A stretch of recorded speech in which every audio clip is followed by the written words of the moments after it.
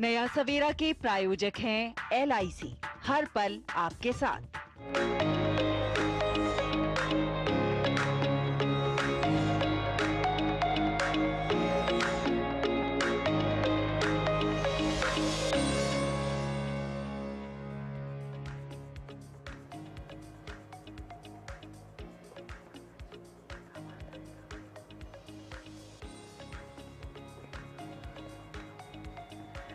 नमस्कार।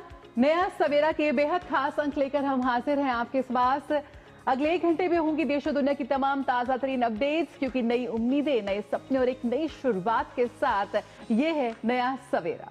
बिल्कुल, हर सुबह लेकर आती है अवसर अपार और हम आपके लिए लेकर आते हैं नया सवेरा, जहां हम बात करते हैं नए भारत की, प्रेस रिपोर्ट्स की, आत्मनिर्भर होते भारत की और आर्थिक विकास की झलक भी यहां पर आपको देखने को मिलती है। साथ ही साथ खेल जगत में क्या हुआ है हिट, कैसे आपकी रहेगी सेहत फिट। बिल्कुल करेंगे टेक टॉक और नजर डालेंगे वर्ल्ड वॉच पर भी, वो हर बात जो आपके दिन को बनाएगी खास।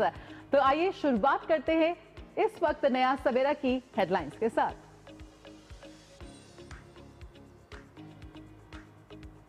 राष्ट्रपति द्रौपदी मुर्मू का बोत्सवाना में पारंपरिक स्वागत, नेशनल असेंबली को करेंगी संबोधित। दोनों देशों के बीच होंगे अनेक समझौतों पर हस्ताक्षर।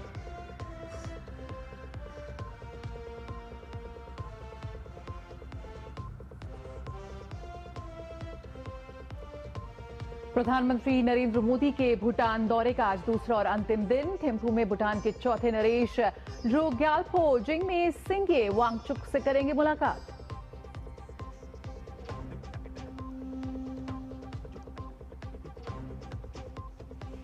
NIA करेगा दिल्ली धमाके की जांच। UAPA समेत भारतीय न्याय संहिता की अन्य धाराओं के तहत केस दर्ज।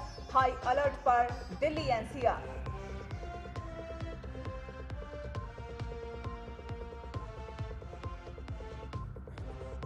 बिहार के एग्जिट पोल के अनुसार 130 से अधिक सीटों के साथ सरकार बनाएगी NDA।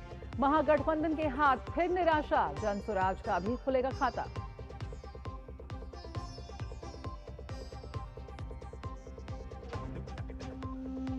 और सीनेट की मंजूरी के बाद अमेरिकी शटडाउन से जुड़े बिल पर आज प्रतिनिधि सभा में होगी वोटिंग। एशियाई बाजारों ने दिखाया सकारात्मक रुख। तो आपको बता दें कि राष्ट्रपति द्रौपदी मुर्मू अफ्रीका की अपनी 2 देशों की यात्रा के अंतिम चरण में बोत्सवाना पहुंच चुकी हैं और बोत्सवाना के राष्ट्रपति एडवोकेट डूमा गिदोनबोको ने अंतर्राष्ट्रीय हवाई अड्डे पर राष्ट्रपति का गर्मजोशी से स्वागत किया और इस अवसर पर उन्हें गार्ड ऑफ ऑनर दिया गया। भारतीय राष्ट्रपति के आधिकारिक आवास राष्ट्रपति भवन के एक्स हैंडल पर यह जानकारी साझा की गई। राष्ट्रपति भवन ने एक्स पर लिखा, अफ्रीका की अपनी 2 देशीय यात्रा के अंतिम चरण में राष्ट्रपति द्रौपदी मुर्मू बोत्सवाना के गबोरोन स्थित सर सिरित से खामा अंतर्राष्ट्रीय हवाई अड्डे पर उतरी। ये किसी भारतीय राष्ट्राध्यक्ष की बोत्सवाना की पहली राजकीय यात्रा है। ये यात्रा भारत बोत्सवाना संबंधों के लिहाज से मील का पत्थर है। बोत्सवाना में दोनों पक्ष व्यापार, निवेश, प्रौद्योगिकी, ऊर्जा, कृषि, स्वास्थ्य, फार्मास्यूटिकल्स, रक्षा और लोगों के बीच आदान प्रदान में सहयोग बढ़ाने पर ध्यान केंद्रित करेंगे और दोनों देश कई समझौतों पर हस्ताक्षर भी करेंगे। आपको बता दें कि भारत की राष्ट्रपति द्रौपदी मुर्मू बोत्सवाना की राष्ट्रीय सभा को भी संबोधित करेंगी और वो सांस्कृतिक एवं ऐतिहासिक स्थलों का दौरा भी करेंगी। बोत्सवाना ने प्रोजेक्ट चीता पर भारत के साथ सहयोग करने और बोत्सवाना से भारत में चीतों के संभावित स्थानांतरण के प्रति तत्परता भी व्यक्त की है।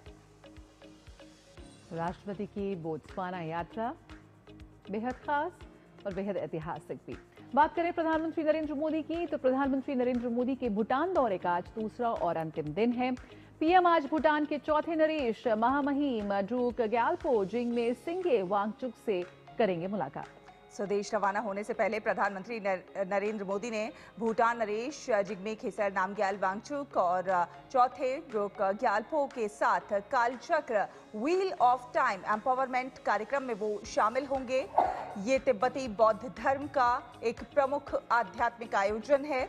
प्रधानमंत्री की ये यात्रा भारत भूटान साझेदारी को और गहरा करने और क्षेत्रीय और वैश्विक समान रुचि के मुद्दों पर विचार विमर्श करने का एक अवसर प्रदान करती है।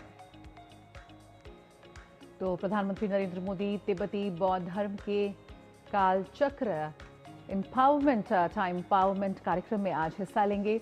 निखिल सिंह इस वक्त हमारे साथ जुड़ रहे हैं। आइए सीधे रुक करते हैं थिम्फू का, जहां मौजूद है हमारे संवाददाता। कितनी खास है प्रधानमंत्री की यात्रा, इस पर लगातार हमारी चर्चा यहां पर जारी है। देखिए, अगर सबसे पहले बात करें आज के इस विशेष अनुष्ठान की, इस पूजा की, कालचक्र की, तो उसके बारे में थोड़ी सी और जानकारी दीजिए। किस तरह से ये होती है, क्या कुछ महत्व है इसका?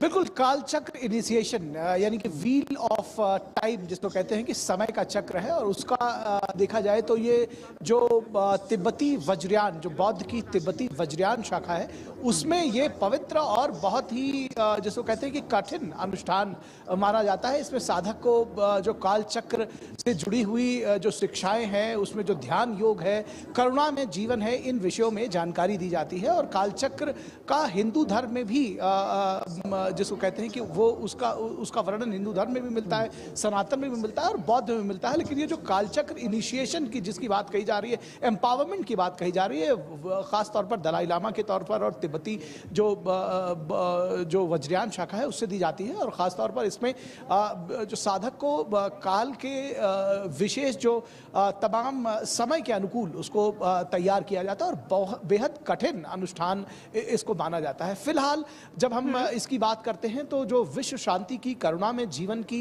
दया की, त्याग तपस्या की, इसका इनिशिएशन इस वक्त किया जा रहा है। मैं अपने कैमरामैन विनय तिवारी से रिक्वेस्ट करूंगा कि वो दिखाएं कि कितनी बड़ी संख्या में यहाँ पर जो तमाम बौद्ध भिक्षु हैं, जो लामा है और जो तमाम जो इनके अनुयायी हैं, वो बौद्ध धर्म के यहाँ पर पहुंचे हुए हैं। और उसके अलावा बहुत बड़ी संख्या में, हजारों की संख्या में जो भूटान ही नहीं बल्कि जो तमाम बुद्धिस्ट कंट्रीज हैं, उनके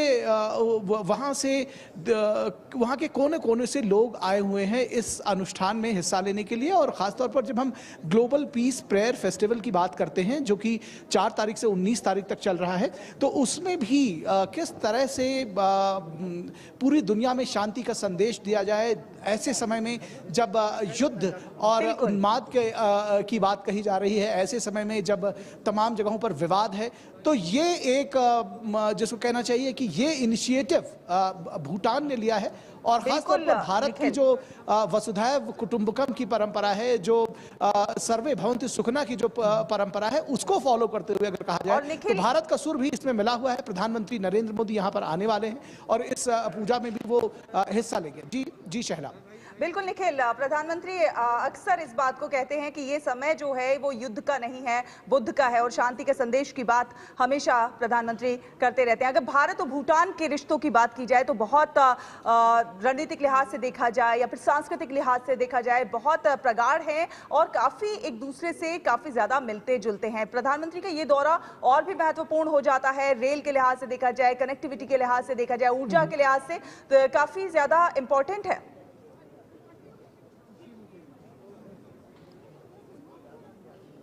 जी, निश्चित तौर पर बहुत इंपॉर्टेंट है। और सबसे बड़ी बात जिस तरह से आपने कहा ना कि एक आध्यात्मिक सांस्कृतिक रिश्ता है, पारिवारिक रिश्ता है भूटान के साथ। तो ये कहा जा रहा है कि पारिवारिक रिश्ता है। हम जितने समय से यहाँ भूटान में थिम्फू में है, यहाँ पर लोग कहते हैं you are one of us, आप में और हमारे में कोई फर्क नहीं है। तो आप समझ सकते हैं कि किस तरह से यहाँ पर जो पीपल टू पीपल कॉन्टैक्ट की बात कही जाती है वो बहुत शानदार है, बहुत बेहतरीन है। और जब आप कहती हैं कि इसके साथ साथ व्यापार वाणिज्य वो भी साथ में चल रहा है, और खासतौर पर ऊर्जा जो का जो एक इनिशिएशन दोनों देशों के बीच में रहा है, ये 5वीं P2 परियोजना जिसका कल प्रधानमंत्री नरेंद्र मोदी ने उद्घाटन किया है, वो 10,000 करोड़ रुपए, लगभग 10,000 करोड़ रुपए की लागत से बनी हुई है। भारत और भूटान के सहयोग से भारत ने दरअसल उसको बनाया है। और लंबे समय तक काफी संघर्ष के बाद, क्योंकि इसमें बहुत सारे जिसको कहते हैं कि झंझावात, बहुत सारी बाधाएं आती रही हैं, खासतौर पर प्राकृतिक आपदाएं, फ्लैश फ्लड आ गए, उसके बाद फिर कोविड का टाइम आ गया, तो बहुत मुश्किल से इसको तैयार किया गया। लेकिन ये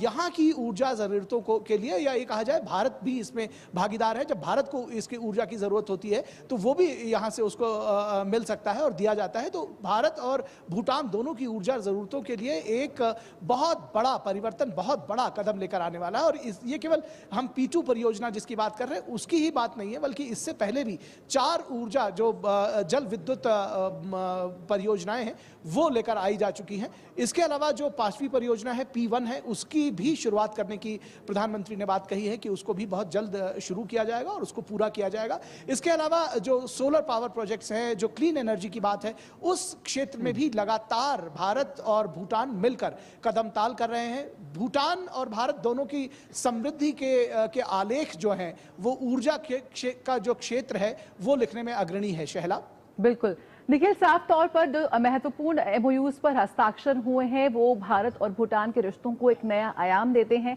लेकिन आज जिस तरह से विश्व अपनी तमाम चुनौतियों के लिए भारत का रुख कर रहा है, समाधान का एक उपेक्षा उम्मीद कर रहा है, उस लिहाज से किस तरह से देख रहे हैं? जो दृश्य इस वक्त आप हमें दिखा रहे थे कि इतनी बड़ी संख्या में बौद्ध भिक्षु वहां पर एकत्र हुए, यकीनन ये दृश्य, ये क्षण, ये साफ तौर पर कहते हैं कि ये विरासत है जो भारत की इस सॉफ्ट पावर, एक नई तरह की कूटनीति का एक चेहरा प्रस्तुत करते हैं और शांति का रास्ता ही है जिसको लेकर आगे बढ़ना है। और ये संदेश प्रधानमंत्री नरेंद्र मोदी की यात्रा कहती है, उनकी वहां मौजूदगी कहती है।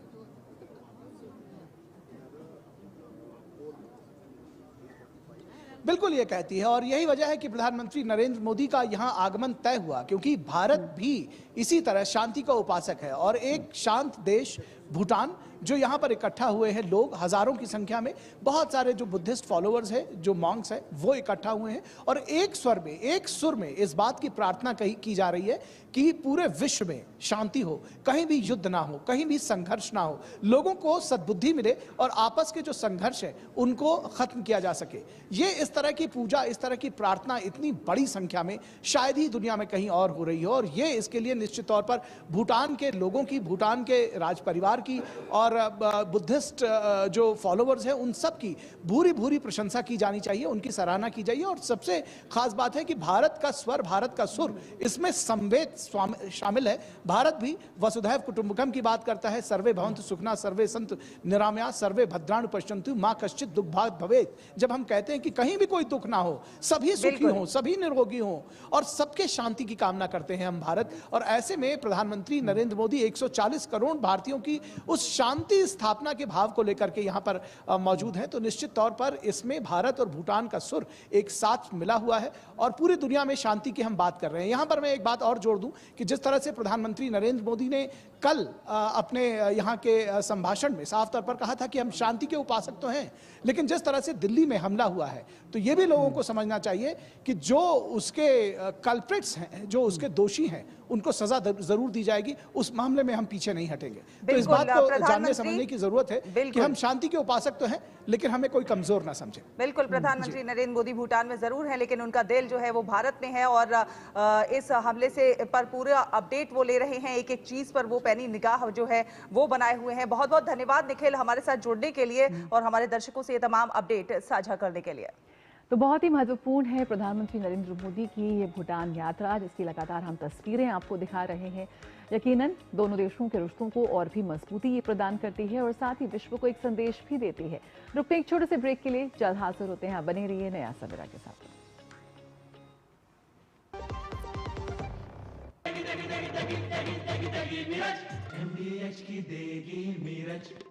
देगी मिर्च का तड़का, अंग अंग फड़का। MDH की देगी मिर्च। अरे द्रविड़ जी, आपको गैराज छोड़ दो, आइए। काश आप जैसा गेम चेंजर हमारे पास भी होता। है ना, खेती का गेम चेंजर जय किसान नवरत्न नैनो शक्ति, नैनो DAP। इसके हर ड्रॉप में है करोड़ों नैनो पार्टिकल्स की शक्ति। नैनो पार्टिकल्स के कारण पत्तियां इन्हें दोनों साइड से अब्सॉर्ब करें बिना वेस्टेज और उपज खूब बढ़ाएं। जय किसान नवरत्न नैनो शक्ति, नैनो DAP, विज्ञान का वरदान, हर फसल की शान। मेरी पसंद, मेरी पसंद, मेरी पसंद, मेरी पसंद, हमारी पसंद, हम सबकी पसंद। मजबूत देश का मजबूत सरिया हो गया स्टील। बड़ी बहू, ये तुम्हारी ना। इतनी भी क्या जल्दी थी? अरे और छोटी, ये तुम्हारे ना। और ये मेरी गुड़िया के नाम। पर दादी, हाँ? आपके नाम? सब कुछ मैंने बैंक, लॉकर, फिक्स डिपॉजिट सब में इन्हें ही तो नॉमिनी बनाया है। कल जब मैं ना रहूं तब पैसे मिलने में इन्हें आसानी हो। शुभ शुभ बोलो। क्या? आरबीआई कहता है जानकार बनिए, सतर्क रहिए। अब आया असली स्वाद। अब आया स्वाद। जब स्वाद के पड़े हो लाले तो MDH का चंकी चाट मसाला डालें। MDH का चंकी चाट मसाला। MDH। ब्रेक के बाद स्वागत है आपका। आप देख रहे हैं नया सवेरा। आपको बता दें कि दिल्ली में लाल किले के पास हुए कार धमाके के बाद गृह मंत्रालय ने NIA को इसकी जांच सौंप दी है। इस घटना में इस्तेमाल हुई कार और कार चलाने वाले की पहचान हो चुकी है। जया, बिल्कुल, और जिसके बाद से जांच एजेंसियां कड़ियों को जोड़ते हुए कई गिरफ्तारियां कर चुकी हैं, तो बड़ी संख्या में लोगों से पूछताछ की गई है। इस बीच दिल्ली NCR और पुलवामा में कई जगहों पर सुरक्षा एजेंसियों की छापेमारी में भारी मात्रा में विस्फोटक भी बरामद हुए हैं। बिल्कुल, और सूत्रों के अनुसार सुरक्षा एजेंसियों की दबिश की वजह से या फिर बढ़ते दबाव की वजह से कह सकते हैं, संदिग्ध ने जल्दबाजी में ये कदम उठाया गया लगता है, क्योंकि दरअसल 9 और 10 नवंबर 2025 को हरियाणा के फरीदाबाद में छापेमारी की गई थी और लगभग 3000 किलोग्राम विस्फोटक, साथ ही साथ डेटोनेटर, टाइमर और बम बनाने का दूसरा सामान वहां से पकड़ा गया था और जब्त किया गया था। सूत्रों के हवाले से यह भी कहा गया है कि ये धमाका सिक्योरिटी एजेंसियों द्वारा उन्हें पकड़ने के लिए की गई छापेमारी से घबराहट और निराशा के कारण हुआ था। बिल्कुल, बम अधूरा था और पूरी तरह से तैयार नहीं था, इसलिए इसका असर कम हुआ, क्योंकि धमाके से कोई गड्ढा नहीं हुआ और कोई छर्रे या प्रोजेक्टाइल नहीं मिले। संदिग्ध मॉड्यूल पर पूरे भारत में ऑल्टरनेस और कोऑर्डिनेटेड कार्रवाई के कारण एक बड़ा हमला टल गया। उधर उत्तर प्रदेश ATS ने बड़ी कार्रवाई करते हुए लखनऊ में डॉक्टर शाहीन के भाई डॉक्टर परवेज को भी हिरासत में ले लिया है। तो क्या रहा इसका पूरा एक रूट मैप, ये यहां आपको समझाने का प्रयास करते हैं ग्राफिक्स के जरिए। 10 नवंबर की शाम चांदनी चौक में जिस कार में विस्फोट हुआ था, दिल्ली पुलिस उसकी गहराई से छानबीन कर रही है। इसके आधार पर यह जानकारी सामने आई है कि सोमवार सुबह 7 बजे I-20 कार फरीदाबाद के एशियन अस्पताल के पास सबसे पहले दिखाई दी और उसके बाद 8:13 पर इस कार की एंट्री जो है वो फरीदाबाद टोल पार करके दिल्ली में हुई। फिर 8:20 पर यह कार ओखला इंडस्ट्रियल एरिया के पास एक पेट्रोल पंप के पास देखी गई। दोपहर 3:19 पर यह कार लाल किले के पास बनी पार्किंग में पहुंची और जहां करीब 3 घंटे तक कार खड़ी रही।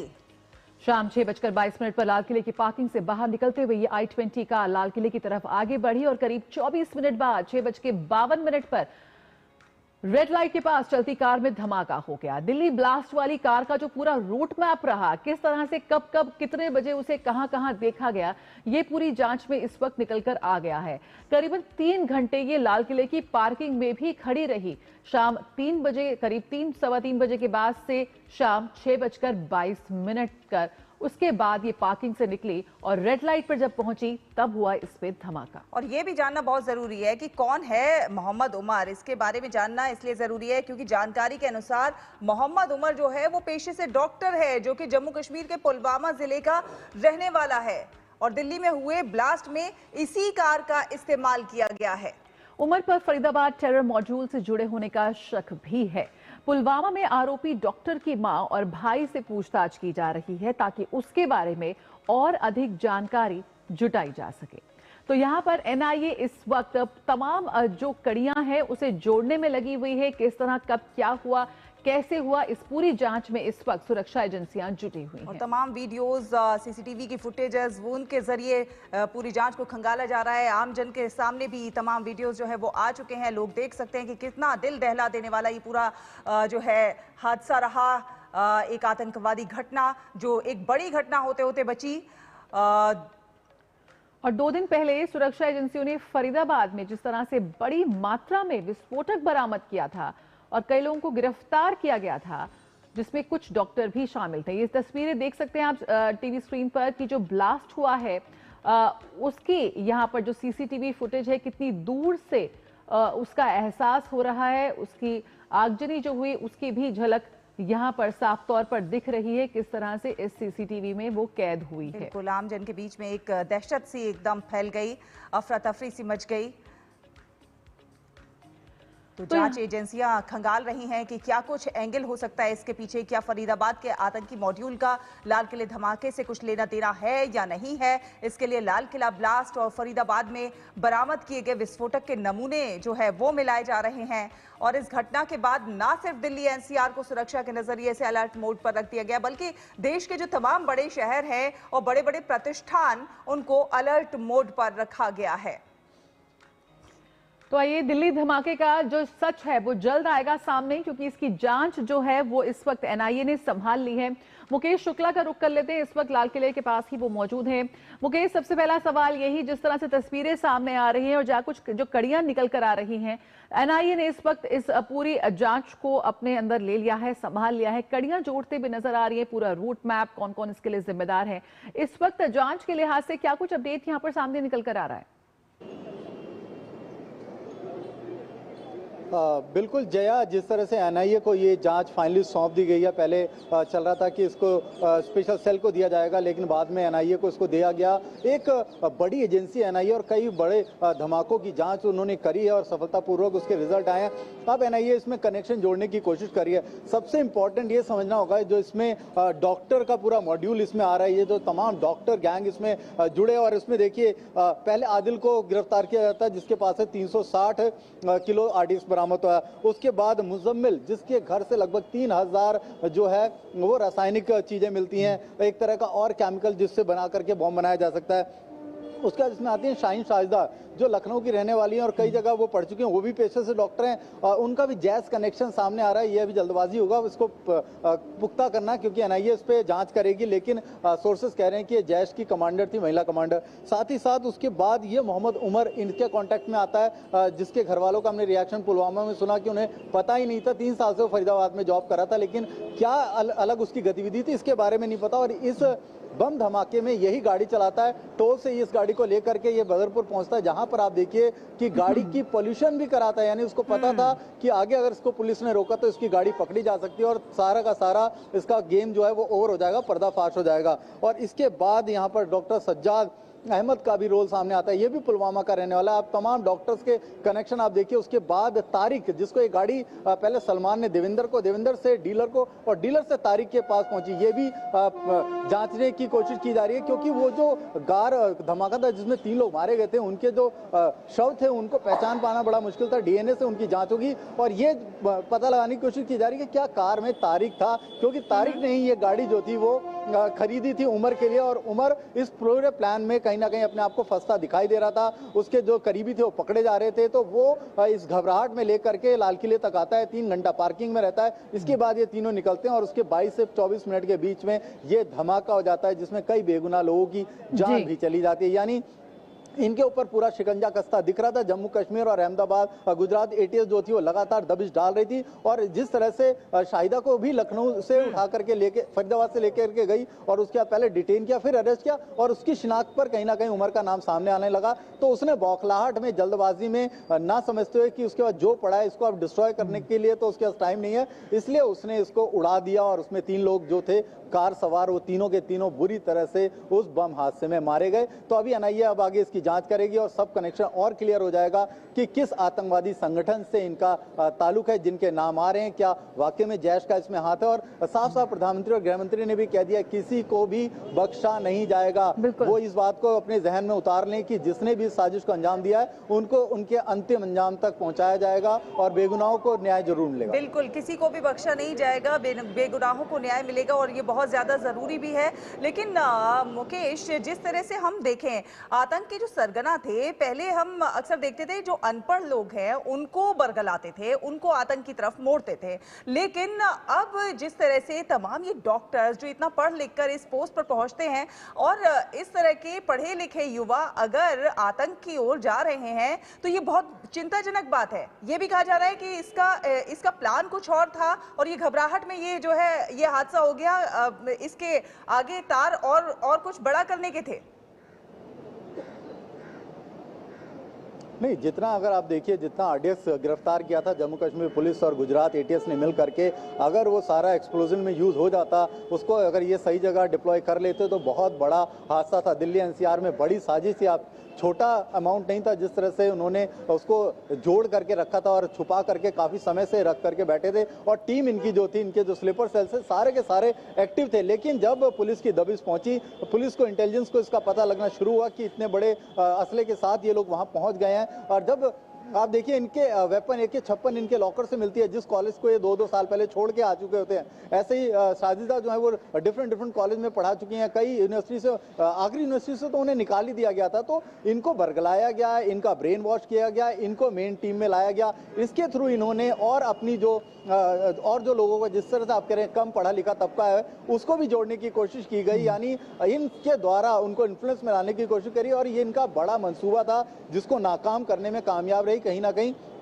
ये हादसा जरूर इन्होंने पैनिक में कर दिया, क्योंकि समझ में बिल्कुल नहीं आ रहा था उमर को कि आगे उसका होगा क्या। उसको ये पता था या तो उसकी गिरफ्तारी तय या उसको मार दिया जाएगा अगर वो कहीं मुठभेड़ में सामना होता है। लेकिन आप देखिए उसका भी मन कितना विचलित था। वो निकलता है, टोल से अकेले आता है, फिर वहां पर वो पॉल्यूशन कराता है, यानी उसको पता था कि पुलिस कहीं ना कहीं रोकेगी गाड़ी को, और गाड़ी रुकी तो उसका पूरा का पूरा मॉड्यूल जो है वो खुलकर सामने आ जाएगा। और लगातार सर्च ऑपरेशन दिल्ली एनसीआर में चल ही रहा था। अभी भी फरीदाबाद की पुलिस ने जगह जगह ठिकाने पर छापे मारे, जम्मू कश्मीर के पुलवामा के कई इलाकों में छापेमारी की जा रही है और भी गिरफ्तारियां जो है वो हो रही हैं। कई लोगों को, यानी अभी आप देखिए फिगर बढ़ रहा है, कई सारे लोगों को डिटेन किया जा चुका है, यानी इनके जो भी आका थे उन तक भी ये मैसेज पहुंचाया जा रहा है। और जैसा कल प्राइम मिनिस्टर ने भूटान में कहा कि भाई सब चीज जो है वो यहाँ पर सुनिश्चित की जाएगी, न्याय दिलाया जाएगा। अमित शाह ने भी कह दिया था, गृह मंत्री ने, कि एक एक मॉड्यूल पर काम किया जाएगा, किसी भी एस्पेक्ट्स को छोड़ा नहीं जाएगा। और यहाँ पर आप बीते 2-3 दिन से देखिए अभी भी ये रास्ता जो लाल किले के दोनों तरफ से आने जाने का बिल्कुल कॉर्डन ऑफ है,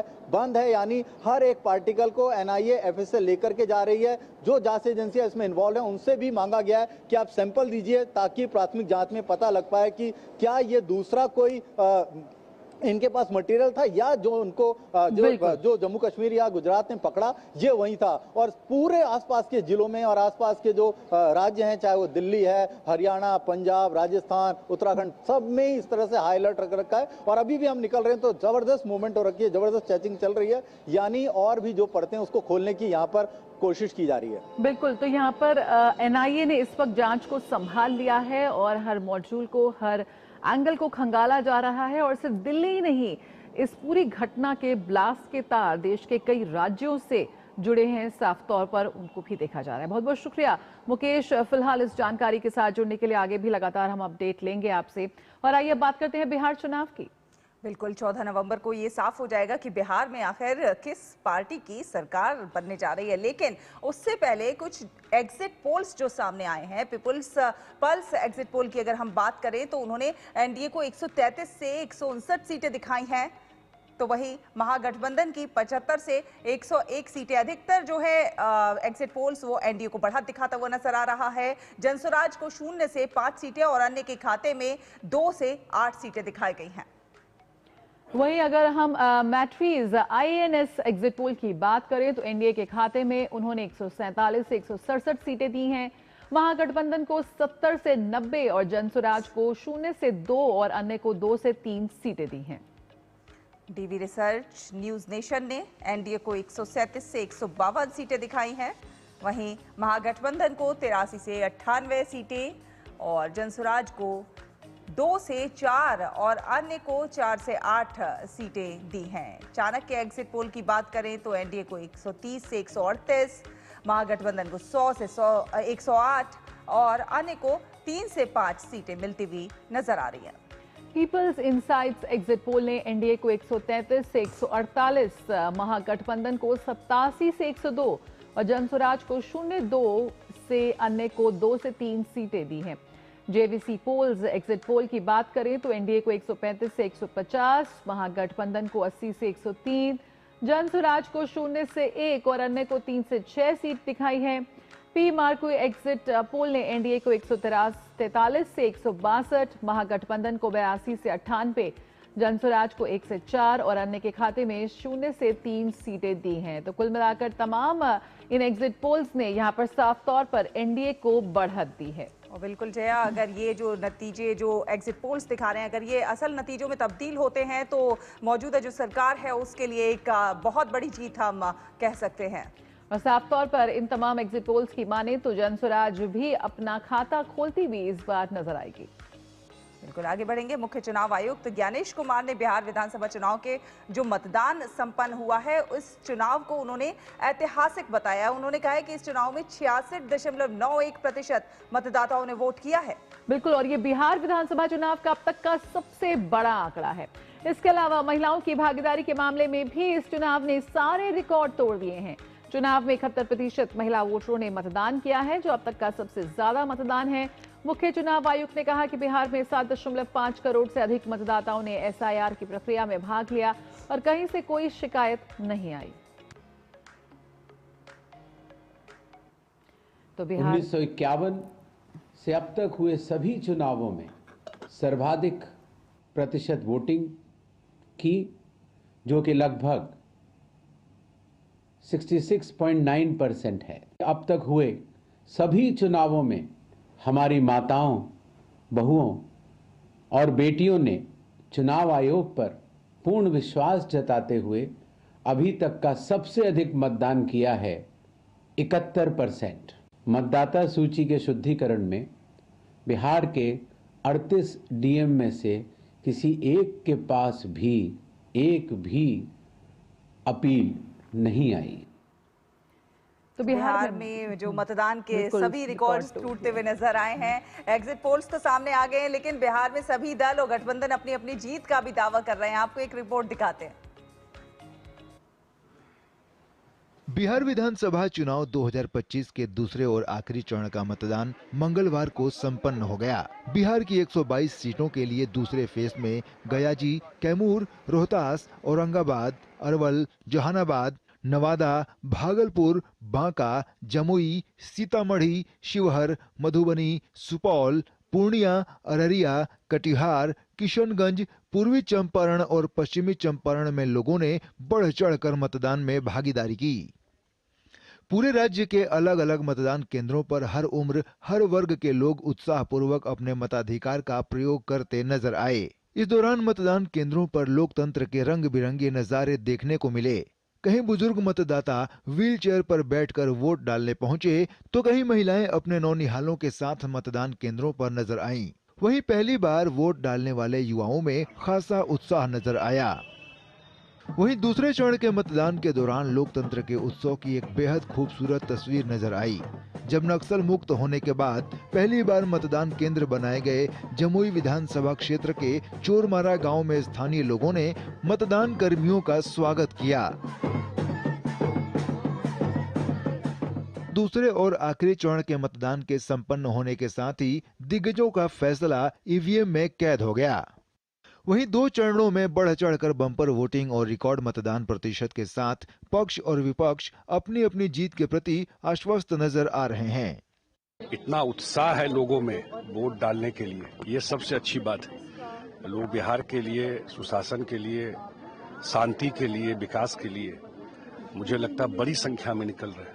लोगों से जो फीडबैक मिला है तो उसमें तो बहुत बड़े मार्जिन से लग रहा है कि हम लोग के पक्ष में लोगों ने वोट किया है। इस बार भी हमको उम्मीद है कि यहाँ भी 65-66% से कम मतदान नहीं होंगे और यहाँ भी महिलाओं का योगदान वही रहेगा। और जो वोट कास्ट हुआ है उसमें कम से कम 80 कैंडिडेट जो 200-122 में हैं, हम एनडीए के लोग जीतेंगे ऐसा अनुमान रहा है। बूथ मतदान केंद्र पर जाइए और सही व्यक्ति का चुनाव कीजिए, ऐसे व्यक्ति का चुनाव कीजिए जिससे बिहार में बेहतरी हो, बिहार में लोगों के जीवन को बेहतर बनाया जा सके। बिहार में परिवर्तन का लहर है और दूसरे चरण के मतदान में भी अपार जन समर्थन श्री तेजस्वी यादव जी को, महागठबंधन सरकार को मिलने जा रही है। महिला लोग का है संख्या, झुकाव है महिलाओं का और महिला बढ़ चढ़ करके इसमें हिस्सा ले रही है। बदलाव देख रहे हैं, बदलाव होगा। एसआईआर के बाद हुए बिहार विधानसभा चुनाव में पारदर्शिता, निष्पक्षता की प्रतिबद्धता को निभाते हुए चुनाव आयोग ने सफलतापूर्वक मतदान संपन्न कराने की भूमिका को निभाया है। अब सबकी निगाहें 14 नवंबर पर टिकी हैं, जिस दिन ये तय होगा कि आखिर बिहार की सत्ता का ताज किसके सिर जाएगा। शैलेंद्र मिश्र, मधुरेश नारायण, आलोक कुमार के साथ ब्यूरो रिपोर्ट, डीडी न्यूज। और आपको बताएं कि भारत के खिलाफ आई पाकिस्तान की टिप्पणी पर भारत ने कड़ी प्रतिक्रिया दी है। विदेश मंत्रालय ने अपने जवाब में पाकिस्तान द्वारा लगाए गए सभी आरोपों को निराधार बताया है। विदेश मंत्रालय के प्रवक्ता ने कहा है कि भारत के खिलाफ झूठे आरोप गढ़ना पाकिस्तान की पुरानी चाल रही है। अंतर्राष्ट्रीय समुदाय वास्तविकता से भली भांति परिचित है और पाकिस्तान की हताशापूर्ण, ध्यान भटकाने वाली चालों से गुमराह नहीं होगा। कनाडा के ओंटारियो प्रांत में G7 विदेश मंत्रियों की बैठक में विदेश मंत्री एस जयशंकर ने ब्राजील के विदेश मंत्री मोरो वियरा से मुलाकात की। केंद्रीय मंत्री एस जयशंकर ने इस द्विपक्षीय मुलाकात पर खुशी जाहिर की। एक्स पर पोस्ट शेयर साझा करते हुए लिखा कि हम व्यापार, निवेश, स्वास्थ्य और प्रौद्योगिकी सहयोग को बढ़ाने के अवसरों की सक्रियता से तलाश कर रहे हैं। फिलहाल एक छोटा सा ब्रेक के उस पार वापस आएंगे तो बात करेंगे समाचार पत्रों में छपी प्रमुख और दिलचस्प खास खबरों की।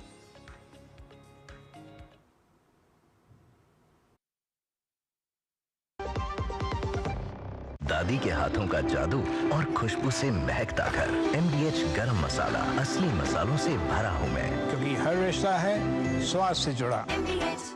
कौन है जो जोड़े देश को? विकसित भारत का विकसित भारत। पता है, लोग अक्सर मुझसे पूछते हैं कॉल सेंटर का स्टेडी जॉब क्यों छोड़ा। I wanted more out of life. बस मैंने अपना स्टार्टअप शुरू किया। जानना चाहोगे कैसे? Then start up your own business as an LIC agent. यहाँ सब कुछ है। Great products, zero investment, leading organization and unlimited opportunities. तो क्या आप तैयार हैं? LIC एजेंट बनो। अब बड़ा सोचो। हमारी वेबसाइट पर जाएं या अपनी नजदीकी LIC शाखा से संपर्क करें। जब धरती चीर कर निकलता है लोहे का पत्थर और मिलता है मोंगिया के जोश से, फिर तपता है, पिघलता है और बनता है फौलाद। अब होता है सरिया सारी खूबियों के साथ। मोंगिया स्टील, मजबूत देश का मजबूत सरिया। हमारा डेजर्ट आ गया पर हमारी चैंपियन नहीं आई अब तक। बिल भरने के पहले तो आएगी ना। So girls, क्या हो रहा है? बिल हो रहा है। चल अपना कार्ड दे। पिन दे। RBI कहता है अपना पिन, OTP, CVV या इंटरनेट बैंकिंग पासवर्ड किसी को ना दे। ऑनलाइन बैंकिंग सिर्फ अपने ही कंप्यूटर, मोबाइल और सिक्योर नेटवर्क से करे। हाँ, ये खाने की चैंपियनशिप थी क्या? RBI कहता है जानकार बनिए, सतर्क रहिए। MDH की सरकार बहाना, कश्मीरी पुलाव या हो बिरयानी खाना, केसरी चाय दूध, रसमलाई, केसरी लड्डू, हलवा याद आना, यही तो है MDH केसर का बहाना। MDH शुद्ध केसर, खुशबू ऐसी जो दिल जीत ले। MDH। ब्रेक के बाद स्वागत है और आइए अब बात करते हैं समाचार पत्रों की। दिल्ली से प्रकाशित प्रमुख अखबारों की कुछ दिलचस्प खबरों को पर डालते हैं नजर प्रेस रिपोर्ट में। सबसे पहले अगर बात करें तो सभी एजेंसियों के एग्जिट पोल का अनुमान सामने आया है। बिहार चुनाव पर सभी की निगाहें हैं। किस तरह से इस बार जो बम्पर वोटिंग हुई है वो किसके खाते में जाएगी, यही सवाल सब ढूंढने में लगे हुए हैं। फिलहाल तमाम एजेंसियों के एग्जिट पोल सामने आ गए हैं और इसी खबर को ये अखबार प्रमुखता से उठाता है कि कैसे तमाम एजेंसियों ने कहा है कि इस बार बिहार में एनडीए की ही बहार। और यहाँ पर भाजपा, राजद और तमाम पॉलिटिकल पार्टीज को क्या कुछ इस वक्त मिलता हुआ नजर आएगा, ये देखने वाली बात है। जन स्वराज भी अपना खाता इस बार खोलेगी। नई पार्टी बनाई है प्रशांत किशोर ने। कैसे उसका अपना कोई जनाधार होता है या फिर वो वोट काटती हुई नजर आती है या कितना नुकसान वो पक्ष विपक्ष को करती हुई नजर आएगी, ये बड़ा सवाल है जिस पर सभी की निगाहें टिकी हुई हैं। फिलहाल इंतजार है 14 तारीख का। और अगली खबर हम ले रहे हैं हिंदुस्तान समाचार पत्र से, जहां पर वैसे तो अधिकतर समाचार पत्रों में दिल्ली धमाके से जुड़ी खबर को महत्वपूर्ण खबर के तौर पर प्रकाशित किया गया है। इसमें सुरक्षा एजेंसियों के मुताबिक पुलवामा का डॉक्टर उमर जो था वो कार चला रहा था, धमाके से जुड़े तमाम तार उसके बारे में इसमें जो है पब्लिश किया गया है। साथ साथ प्रधानमंत्री नरेंद्र मोदी ने कहा है कि दोषियों को बख्शा नहीं जाएगा। प्रधानमंत्री भूटान में है, लेकिन उन्होंने दोषियों किस प्रकार से जो है पूरी जांच चल रही है उस पर पूरी वो नजर रखे हुए हैं। वहीं गृह मंत्री अमित शाह ने उच्च स्तरीय बैठक बुलाई है और अमोनियम नाइट्रेट के इस्तेमाल का इसमें जो है शक वो जाहिर किया जा रहा है। फरीदाबाद आतंकी मॉड्यूल से ये तार जो है वो जुड़े हुए हैं। तो धमाके के आपको बता दें मंगलवार शाम 6:52 पर धमाका हुआ और उस जगह को 24 घंटे बाद जहां पर सोमवार को धमाका हुआ था उस जगह को पूरी तरह से ढक दिया गया है। वहां सुरक्षा बलों के अलावा और किसी को भी जाने की अभी अनुमति नहीं है। तो तमाम जो सीक्वेंसिंग है वो इसमें जो है प्रकाशित की गई है कि किस प्रकार से कहां गाड़ी गई और किस प्रकार से ये पूरा धमाका हुआ, इसके तार कहां से कहां तक पहुंचते हुए नजर आ रहे हैं और अभी जांच में क्या कुछ चल रहा है। अगली खबर क्या है जय? बिल्कुल, और आगे बात करते हैं यहाँ पर निवेश के, यानी कि आपके पैसे की। यहाँ पर दैनिक जागरण की इस खबर को उठाया है जिसमें है कि एसआईपी में अब तक का सबसे ज्यादा निवेश। अगर आपको बचत करनी है हमारे आज के लोगों को तो एसआईपी एक बहुत ही लोकप्रिय माध्यम है। म्यूचुअल फंड्स भी उतने ही लोकप्रिय है।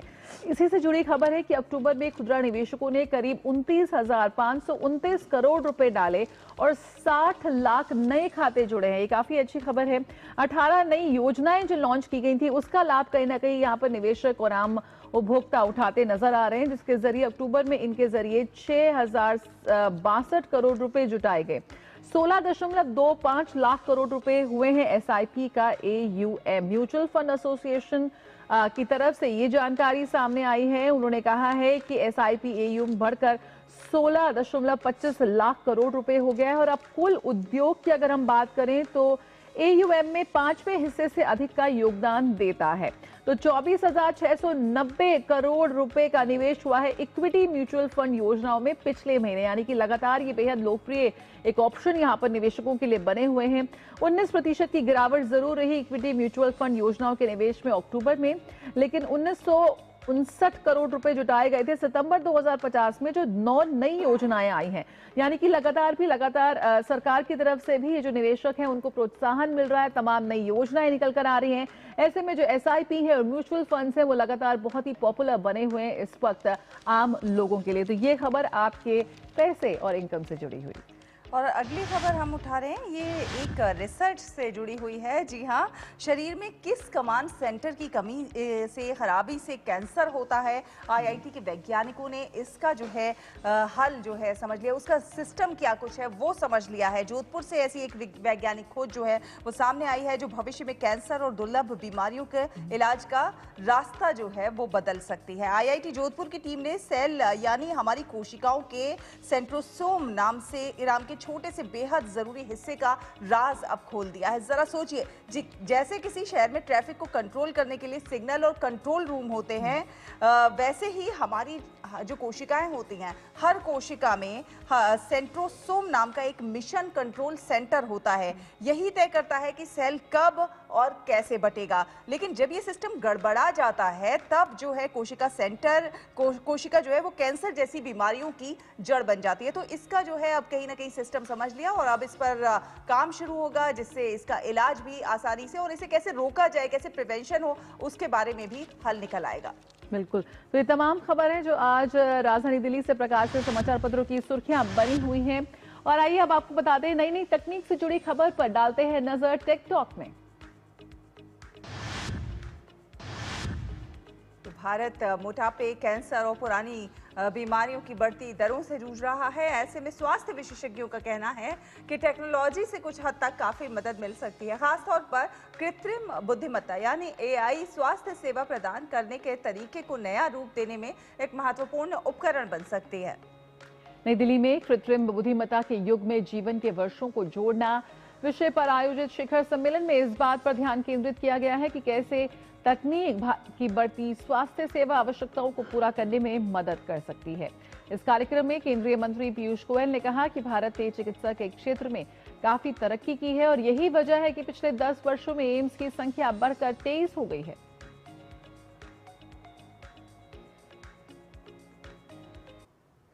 Is the foundation of every thriving society.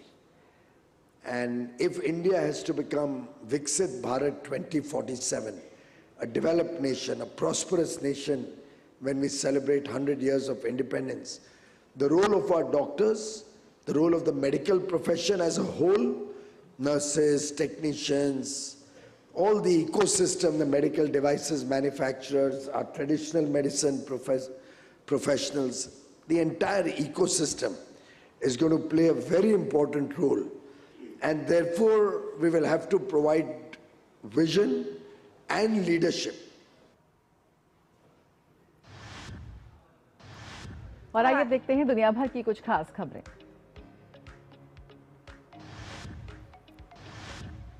तुर्की वायुसेना का एक C-130 सैन्य कार्गो विमान अजरबैजान से उड़ान भरने के बाद जॉर्जिया में दुर्घटनाग्रस्त हो गया। तुर्की के रक्षा मंत्रालय के अनुसार विमान में चालक दल सहित 20 तुर्की कर्मी सवार थे। इसके अलावा दुर्घटना के कारण या फिर मृतकों की संख्या की पुष्टि अभी तक नहीं हुई है। मंत्रालय ने कहा है कि वो घटना की जांच कर रही है और दुर्घटना के कारणों का जल्द ही पता लगा लिया जाएगा। अमेरिका में चल रहे शटडाउन के कारण सरकारी कामकाज पूरी तरह ठप है, जिसकी वजह से अमेरिकी एयरलाइंस ने 1200 उड़ानें रद्द कर दी हैं। सुरक्षा चिंताओं को दूर करने के लिए सरकार द्वारा उड़ानों में कटौती लागू करने के बाद से ये लगातार 5वां दिन है। और अमेरिकी सीनेट ने शटडाउन से जुड़ा बिल पारित होने के बाद आज प्रतिनिधि सभा में वोटिंग होगी। इस बिल के कानून बन जाने से सरकार की वित्तीय समस्याएं खत्म हो सकती हैं। ट्रंप ने समझौते को बहुत अच्छा बताया और उम्मीद जताई कि वे इसे अपनी मंजूरी देकर कानून बना देंगे। अमेरिकी राष्ट्रपति डोनाल्ड ट्रंप के विशेष दूत और दामाद जेरेड कुशनर सोमवार को इजरायल लौट आए। गाजा संघर्ष विराम समझौते पर बातचीत को अगले चरण तक ले जाने के प्रयासों में अब एक नई बाधा आ रही है। माना जा रहा है कि हमास के कई लड़ाके दक्षिणी शहर राफा के नीचे तथाकथित येलो लाइन के पीछे सुरंगों में छिपे हुए हैं, जो इजरायली नियंत्रण वाले क्षेत्र को चिन्हित करती है। और आइए अब बात करते हैं कारोबार जगत की बिजनेस ब्रीफ में। वित्त मंत्रालय के आंकड़ों के अनुसार चालू वित्त वर्ष में अब तक शुद्ध प्रत्यक्ष कर संग्रह 7% बढ़कर 12.92 लाख करोड़ रुपए से अधिक हुआ है, जिसके कारण अधिक कॉरपोरेट कर संग्रह और धीमी रिफंड दर है। UIDAI ने रिसर्च कंसल्टेंसी BIT के साथ की साझेदारी। इस साझेदारी का उद्देश्य बच्चों और युवाओं को उनके आधार कार्ड में समय पर किए जाने वाले बायोमेट्रिक अपडेट के साथ महत्वपूर्ण सेवाओं तक पहुंच में मदद करना है। इंटरनेशनल डेटा कॉरपोरेशन के अनुसार भारत का स्मार्टफोन मार्केट 2025 की तीसरी फर्स्ट तिमाही में 5 वर्ष के उच्च स्तर पर पहुंचा, जो कि सालाना आधार पर 4.3% की वृद्धि दर्ज करवाते हुए 48 मिलियन यूनिट हो गया। जापान की टेक कंपनी सॉफ्टबैंक ग्रुप ने अमेरिकी चिप मेकर एनवीडिया को $5.83 अरब में बेची अपनी सारी हिस्सेदारी। और अब खबरें खेल जगत से स्पोर्ट्स ट्रैक में। गोवा में चल रहे शतरंज विश्व कप के चौथे दौर के पहले गेम में सभी भारतीय खिलाड़ियों ने ड्रॉ खेला। अर्जुन एरिगैसी ने काले मोहरों के साथ खेलते हुए हंगरी के दिग्गज पीटर लेको के साथ ड्रॉ खेला। ये प्रतियोगिता में उनका लगातार दूसरा ड्रॉ है। भारतीय पुरुष कंपाउंड टीम ने एशियाई तीरंदाजी चैंपियनशिप के फाइनल में जगह बना ली है। कल फाइनल में भारतीय टीम का सामना कजाकिस्तान से होगा। भारतीय टीम में अभिषेक वर्मा, साहिल जाधव और प्रथमेश फुगे शामिल हैं। दृष्टि बाधित महिला T20 क्रिकेट विश्व कप की शुरुआत मंगलवार को नई दिल्ली में हुई। पहले मैच में भारत ने श्रीलंका को 10 विकेट से हराया। ये प्रतियोगिता 11 से 23 नवंबर तक चलेगी। इसका फाइनल कोलंबो में खेला जाएगा। पुर्तगाल के दिग्गज फुटबॉलर क्रिस्टियानो रोनाल्डो ने साफ कर दिया है कि वे 1-2 साल में फुटबॉल को अलविदा कह देंगे। उन्होंने कहा कि 2026 फुटबॉल विश्व कप रोनाल्डो का आखिरी विश्व कप होगा। और अर्जेंटीना के कप्तान लायनल मेसी ने कहा कि वे 2026 के फुटबॉल विश्व कप में अपनी टीम पर बोझ नहीं बनना चाहते। उन्होंने कहा कि वे पूरी तरह से फिट होकर खेलना चाहते हैं और टीम को खिताब की रक्षा करने में मदद करना चाहते हैं।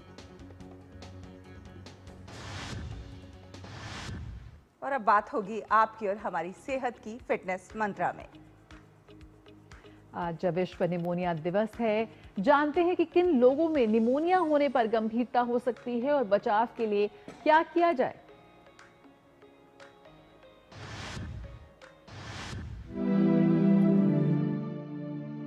निमोनिया का संक्रमण काफी लोगों को प्रभावित करता है। निमोनिया फेफड़ों में होने वाला एक संक्रमण है जिसके कारण फेफड़ों में सूजन की स्थिति बन जाती है। इसके कई कारण हो सकते हैं। निमोनिया के विषय में जागरूकता और जानकारी बढ़ाने के उद्देश्य से हर वर्ष 12 नवंबर को विश्व निमोनिया दिवस मनाया जाता है। अगर हम डेटा देखें तो pneumonia is leading cause of death बच्चों में भी 5 साल की कम की उम्र में और बुजुर्गों में। निमोनिया एक इन्फेक्शन है जो फेफड़ों में होता है। वायरस के कारण भी हो सकता है। हमने कोविड में देखा कि लोगों को वायरल निमोनिया हुआ था। बैक्टीरिया के कारण भी हो सकता है।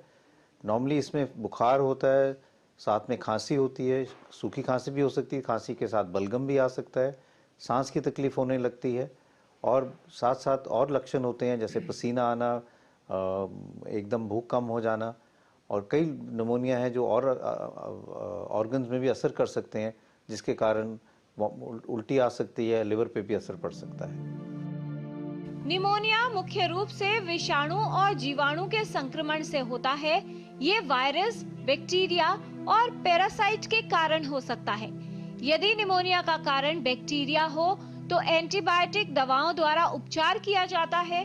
श्वसन रोगियों में निमोनिया होने पर जटिलताएं और गंभीरता अधिक हो सकती है। कई वायरल निमोनियाज होते हैं जिसके लिए एंटीबायोटिक्स की जरूरत नहीं है और बहुत हद तक एंटीबायोटिक्स का मिसयूज इसलिए होता है कि वायरल निमोनिया में एंटीबायोटिक्स दी जाती हैं। अगर पता चले कि किस वायरस के कारण है तो उसकी ट्रीटमेंट है। अगर इन्फ्लुएंजा के कारण है तो हमारे पास उसकी एंटी फ्लू की दवाई भी है। कोविड के लिए अगर है निमोनिया हो रहा है तो कोविड की दवाई है। अगर बैक्टीरिया के कारण है तो उसके लक्षण देख के फिर एंटीबायोटिक की जरूरत पड़ सकती है। शिशु और बच्चे, वृद्ध लोग, कमजोर प्रतिरोधक क्षमता वाले लोग, धूम्रपान करने वाले या श्वसन रोगी, इन सभी में निमोनिया से प्रभावित होने की संभावना अधिक होती है और यदि निमोनिया हो जाए तो उसकी गंभीरता भी बढ़ जाती है। रेगुलर हैंड वॉशिंग करें, भीड़ वाले इलाकों में ना जाएं, स्पेशली जब मौसम बदल रहा होता है और वायरल इन्फेक्शन के चांसेस ज़्यादा होते हैं। अगर किसी को जुकाम, नज़ला, खांसी है तो उसके संपर्क में ना आए, 2 गज की दूरी बना के रखें और अगर ऐसे जगह जा रहे हैं जहाँ भीड़ है, इन्फेक्शन के चांसेस ज़्यादा हैं तो एक मास्क लगा के ज़रूर जाएं, क्योंकि अगर हम ध्यान रखें, उसको जल्दी पिकअप करें। निमोनिया की कई वैक्सीन्स हैं जो हम बच्चों में या अडल्ट्स में लगाएं तो निमोनिया से बचाव हो सकता है। निमोनिया के लक्षण समय पर पहचान लिए जाए तो उपचार किया जा सकता है। गंभीरता न बढ़े इसके लिए निमोनिया का जल्द और सही इलाज करवाना आवश्यक है। सर्दियों के मौसम में विशेष सावधानी रखें जिससे निमोनिया से बचाव किया जा सके। किरण भारद्वाज, डीडी न्यूज। और नया सवेरा में अब जान लेते हैं मौसम का हाल।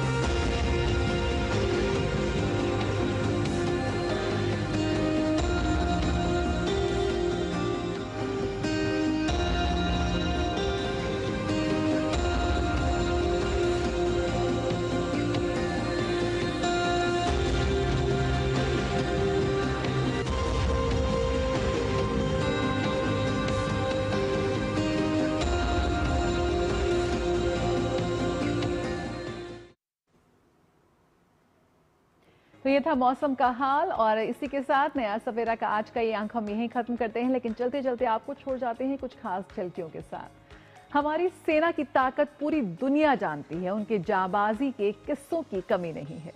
तो चलिए आज आपको नया सवेरा में दिखाते हैं भारतीय सेना की त्रिसेवा त्रिशूल अभ्यास की झलकियां, जिसका नाम है एक्सरसाइज मरुज्वाला।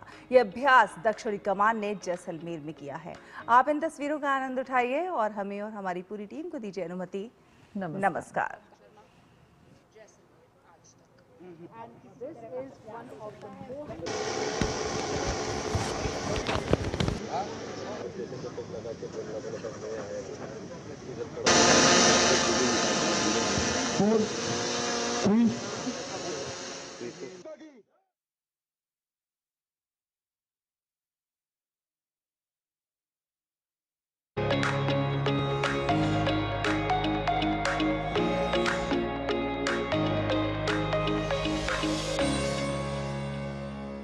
नया सवेरा के प्रायोजक थे LIC, हर पल आपके साथ।